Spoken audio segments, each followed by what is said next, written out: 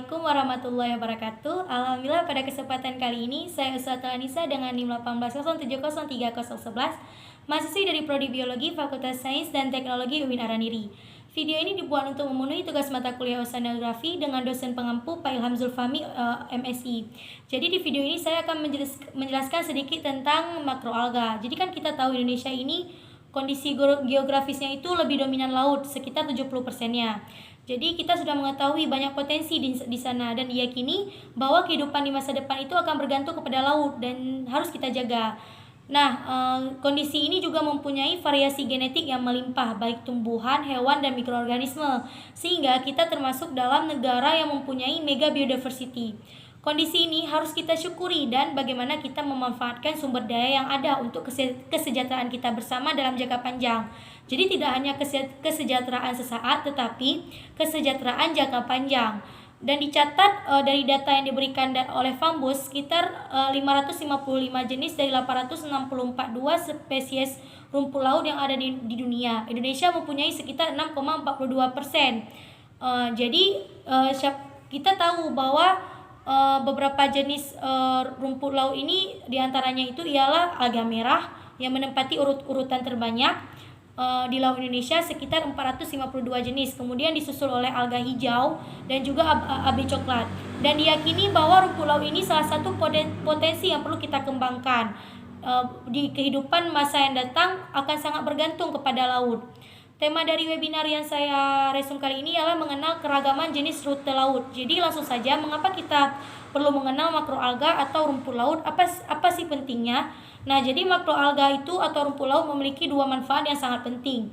Yang pertama, dia memiliki manfaat sebagai bahan makanan atau dapat dimanfaatkan secara ekonomi, tetapi secara ekologi juga memiliki manfaat. Jadi kalau biota laut ini tidak semua bisa ditempatkan secara ekonomi maupun ekologi. Tapi kalau untuk rumput laut atau makroalga dapat kita manfaatkan baik dari sisi ekologinya maupun dari sisi ekonominya.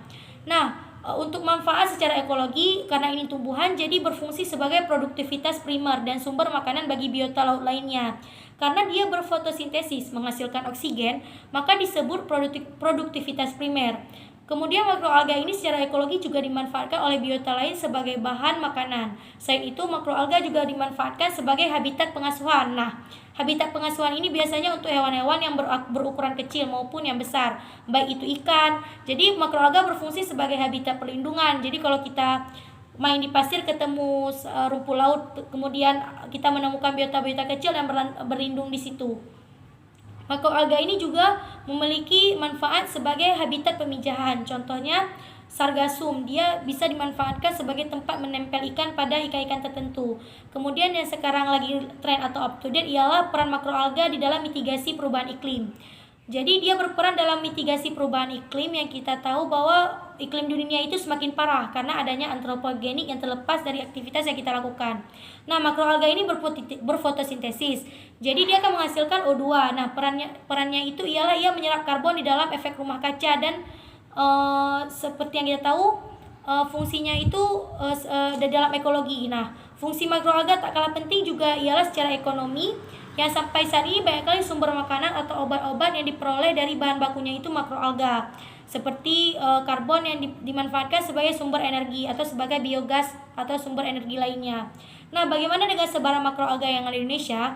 Jadi data yang ada ialah sebelum 2001 sampai 2002, salah satunya memang tidak banyak perubahan signifikan yang terjadi. Misalkan di Sumatera kalau sebelum 2021 hanya 186 spesies, tapi saat ini ada 190 spesies. Di Pulau Jawa 336 spesies, saat ini ada 340 spesies. Nah, memang saat ini lebih memiliki di daerah lain lebih banyak memiliki keragaman jenis makroalga. Salah satu faktornya ialah keberadaan di dekat Center of Biodiversity.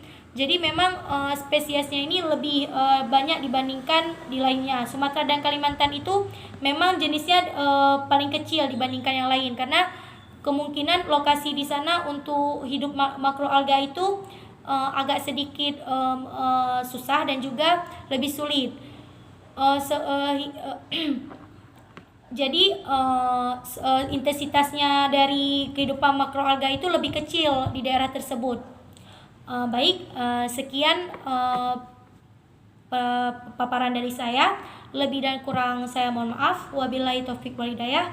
Wassalamualaikum warahmatullahi wabarakatuh.